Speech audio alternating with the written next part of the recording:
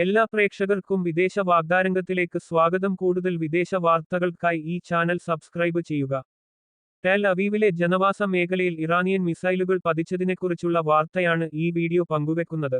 Central tell അവീവിൽ ശക്തമായ സ്ഫോടനം ഉണ്ടായതായും ഇതിനെ തുടർന്ന് വൻതോതിൽ തീപിടുത്തവും വാഹനങ്ങൾക്ക് നാശനഷ്ടങ്ങളും സംഭവിച്ചതായും ദൃശ്യങ്ങൾ വ്യക്തമാക്കുന്നു. ഇസ്രായേൽ പ്രധാനമന്ത്രി ബെഞ്ചമിൻ നെതന്യാഹു ഉൾപ്പെടെയുള്ള മുതിർന്ന നേതാക്കൾക്ക് സംരക്ഷണം നൽകുന്ന ബിബീസ് ബങ്കർ എന്ന് വിളിക്കപ്പെടുന്ന ഭൂഗർഭ സങ്കേതത്തിന് സമീപമാണ് ഈ ആക്രമണം നടന്നതെന്ന അഭ്യൂഹങ്ങൾ സോഷ്യൽ മീഡിയയിൽ പടരുന്നുണ്ട്. ഇറാനിയൻ മിസൈലുകൾ ഇസ്രായേലിന്റെ മധ്യഭാഗങ്ങളിൽ എത്തിയതായി അധികൃതർ സ്ഥിരീകരിച്ചിട്ടുണ്ട്.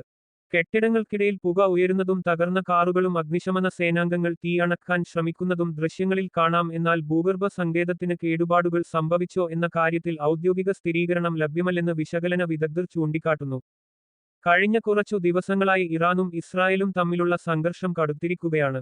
ടെൽ അവീവ്, പെറ്റ ടിഗ്വ തുടങ്ങിയ നഗരങ്ങളിൽ നിരന്തരം അപായ സൈറണുകൾ മുഴങ്ങുന്നുണ്ട്. മിസൈലുകളെ തകർക്കാൻ ഇസ്രായേൽ അയൺ ഡോം ഉൾപ്പെടെയുള്ള അത്യാധുനിക പ്രതിരോധ സംവിധാനങ്ങൾ ഉപയോഗിക്കുന്നുണ്ടെങ്കിലും ഒരേസമയം വലിയ തോതിൽ മിസൈലുകൾ എത്തുമ്പോൾ അവയെ പൂർണ്ണമായി തടയാൻ പ്രയാസമാണെന്ന് വിദഗ്ധർ പറയുന്നു. മിസൈലുകളുടെ അവശിഷ്ടങ്ങൾ പതിച്ചും നാശനഷ്ടങ്ങൾ ഉണ്ടാകുന്നുണ്ട്.